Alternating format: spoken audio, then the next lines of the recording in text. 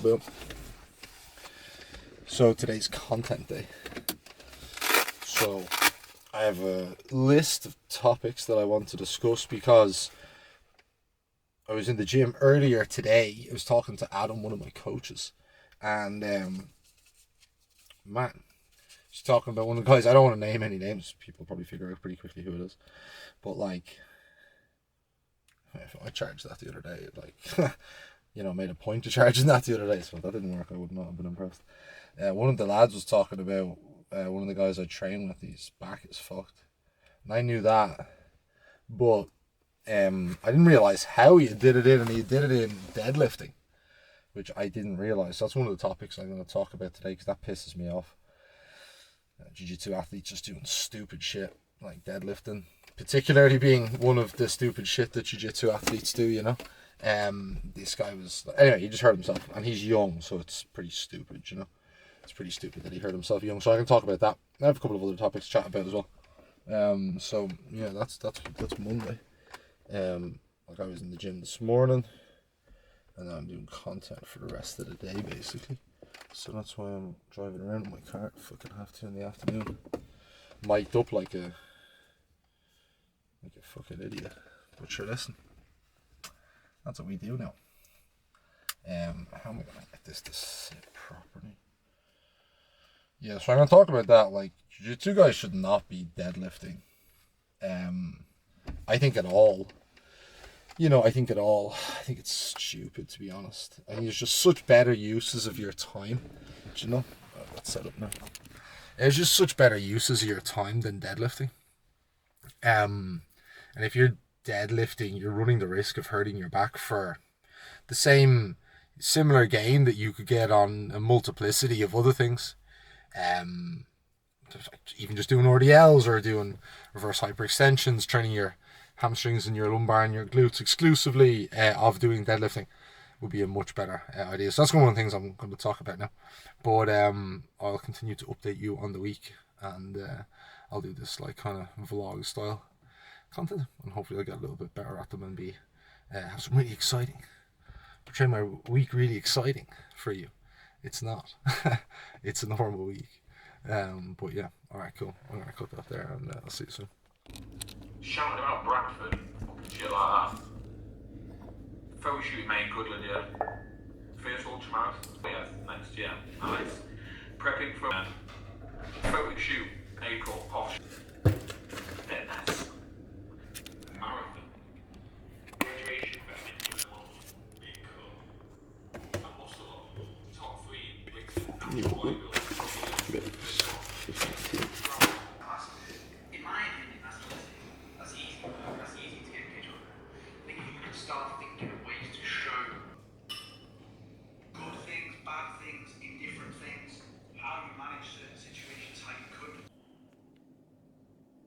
What's wrong with you, huh? What about you? Oh. Walk up. What about you?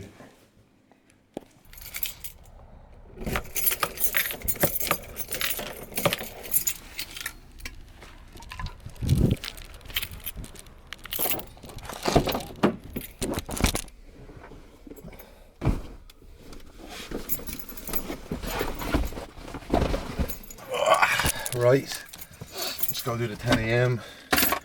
comp train. Get absolutely fucking slapped around by all the lads. Sure, listen, that's life, isn't it? Okay.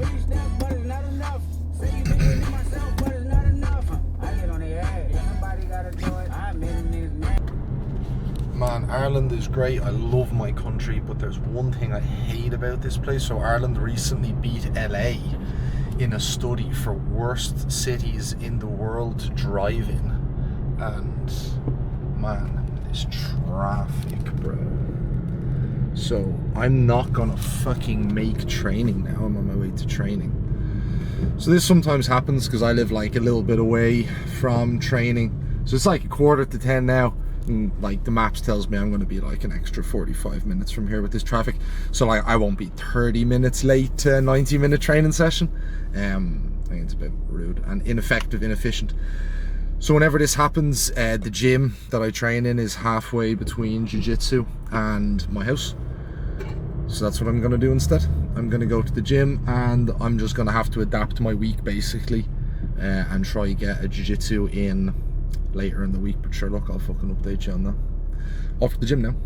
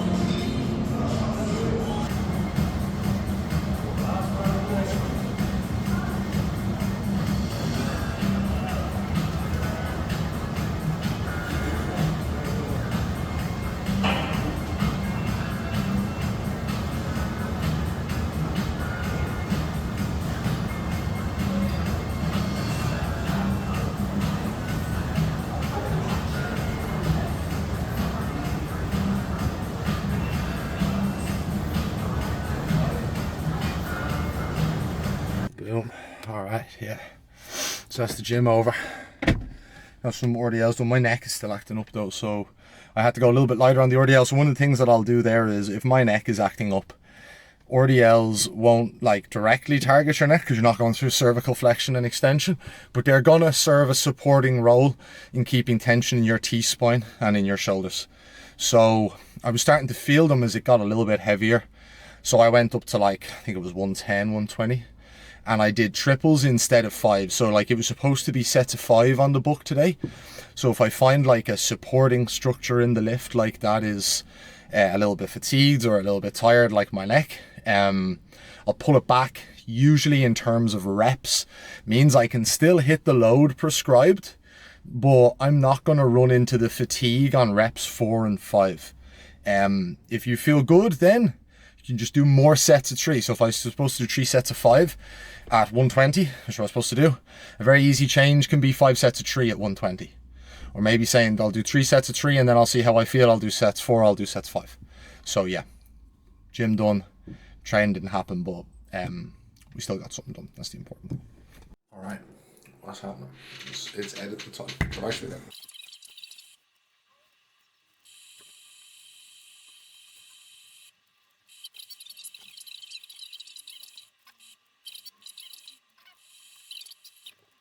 So I was doing a bit of programming there, and I said I'd speak about programming for one of the guys, Connor, who is one of the endurance athletes that I train, and just talk a little bit about some of the programming that I'm doing for him, what he's got coming up, and the considerations there. And I'm doing these YouTube series going forward, so maybe I'll pick like an activity each week, and I'll talk about their programming and the goals that they have coming up, and the way I'm approaching that, and the way I kind of think about that. So with Connor, he just came off the back of his second year doing a triathlon in Barcelona. Is really cool. So I'm just going to pull his times up here and talk about those. So I've been training Connor now for 2.5, 3 years, and in that time we've done a number of endurance events, and then last year he set back to the triathlon that he'd done before in Barcelona and tried to improve that time. So he improved that time. We set out a training plan for that, and he improved that time by 10 minutes, I believe it was at the time, and we got it down to 9 hours and 55 minutes, which I was really happy with. I think that's a really good time for him. And then this year again, we had another huge improvement. We were able to lay out a much longer plan this time and have yeah, a much broader kind of look at the training year as a whole, and a much better run up to the competition. And in that competition, or in that race, I suppose I should call it a race, jiu-jitsu competition, it's a race. So in that race, he ended up going at 9:30, which was a huge improvement. Huge improvement. So a 25-minute improvement on that time, which I was really, really happy with. So I'll just talk about some of the things that we did to assist him in getting that time. He was really happy with his strength work as a consequence of that. And we're prepping him for, he's got a marathon very soon, like this weekend. But that's small fry to someone that does triathlons.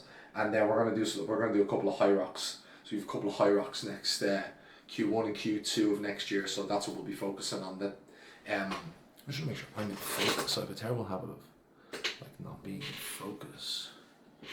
Yeah. Okay. Spot focus. Hopefully this is in focus when I watch it back. I'm putting it anyway.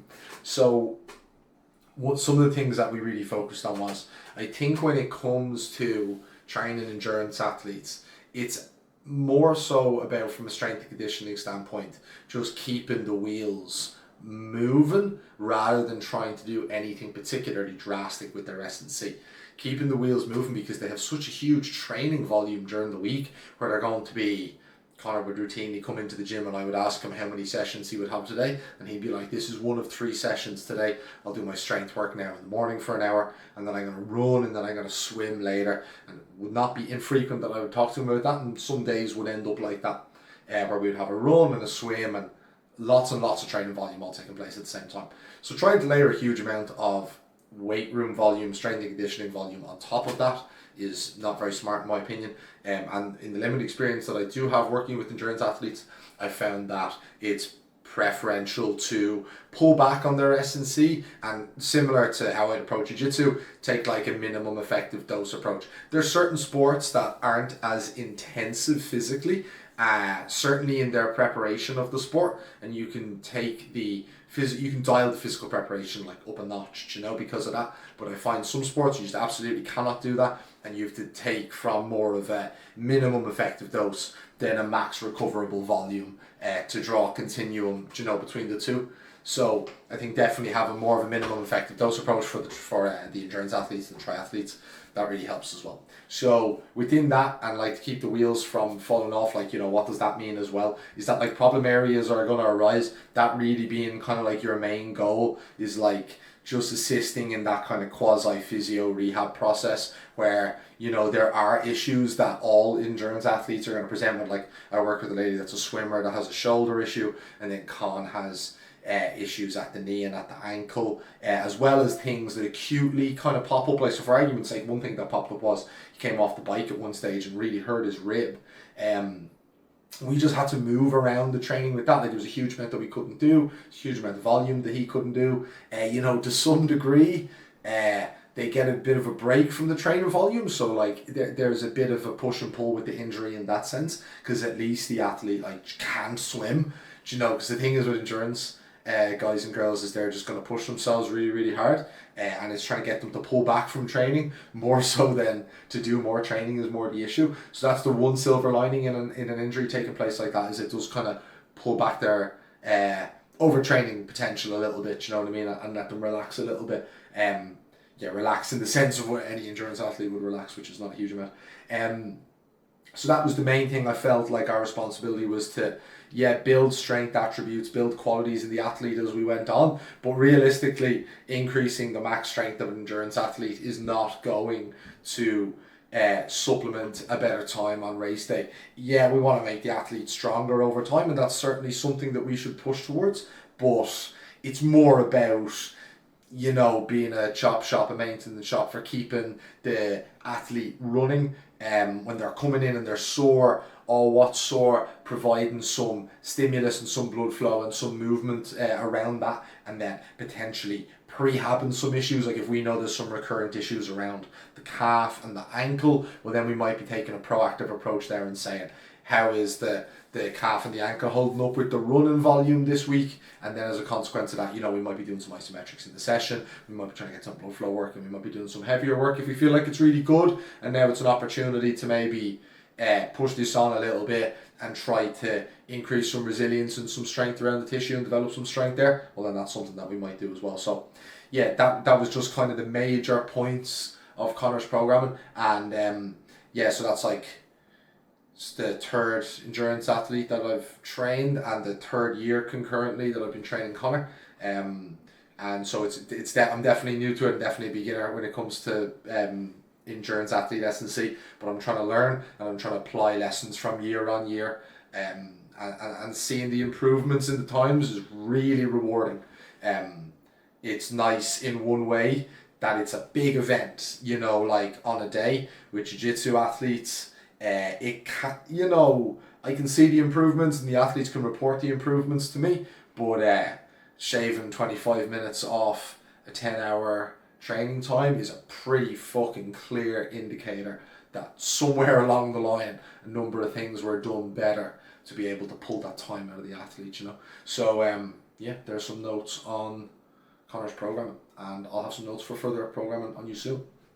Okay, let's go.